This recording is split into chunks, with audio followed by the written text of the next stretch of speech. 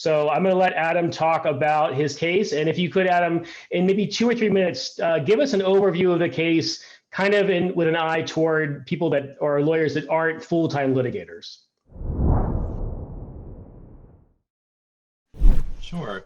So if you're an employment-based immigration lawyer, you'll have a better understanding of the nuances of this. As much as I litigate, that's most of what I do. So in the green card process, this involved an I-140 petition and the 45 application. It was filed in the I-140 was filed in the EB1C category. And so the 45 application was also filed concurrently with the I-140. After 180 days, and believe more than 180 days, the beneficiary left the company, and he got a new job. He filed the 45J using AC21 green card portability, and so then he moved again and filed a second 45J notifying immigration again about the change. In the interim, while this was happening, after the first 45J was filed with immigration, USCIS issued an RFE to his then former employer. He was never notified of anything, and from the record, it looks like nothing was ever sent by the petitioner, the former employer, to immigration, and USCIS denied the I-140 petition. Interestingly, in this particular situation, his 45 application remained pending, and it has remained pending to this day, which I think was lucky and doesn't always happen to everybody. He made some efforts to try and appeal the I-140 denial, but it got denied again and again because under the law, USCIS says you're not an affected party, and so we don't have to hear you or listen to you. So the judge here ruled that under AC21 portability, if USCIS decides to issue an RFE, then it has to go to the beneficiary as well as the employer.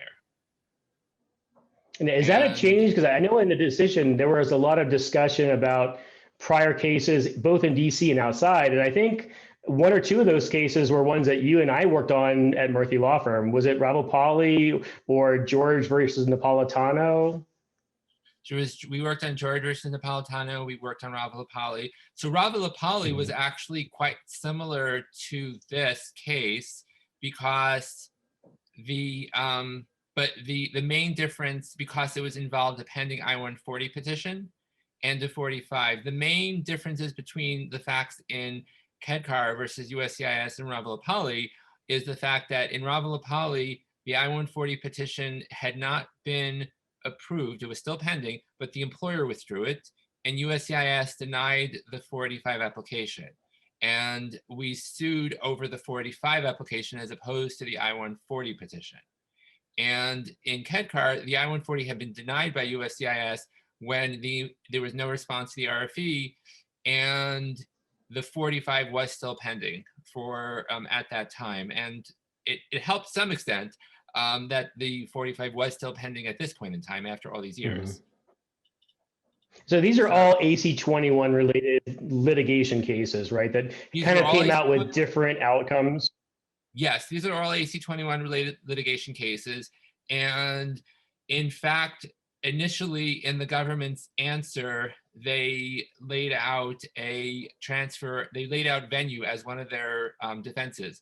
However, in our motion for summary judgment, we addressed the venue piece and explained to the court that under the law, the district is appropriate, even though the plaintiff was not residing and the employer was certainly not residing in DC. Under the law, we argued that venue is appropriate in DC because the district as a whole was familiar with these legal issues. Because besides Ravapalli and George, there were, I think, 2 other cases that had in the past been litigated involving AC21 related issues. And so on that principle, we argued that venue was appropriate. The government did not pursue that argument in their motion or in their motion, their cross motion for summary judgment. So it worked out, yeah.